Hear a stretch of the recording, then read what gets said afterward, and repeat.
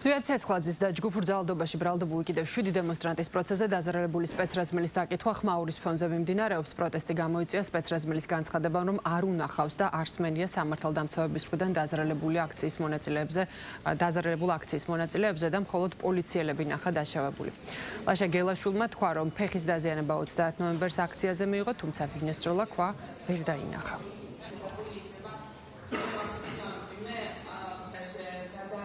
ხედავთ ძალიან კარგად, რამდენად ცრუ მოწმეები მოყავს პროკურორებს. აი, არაფრის მთქმელი, არანაირი არც ერთის დამამტკიცებელი არაფერი არ მოაქვს.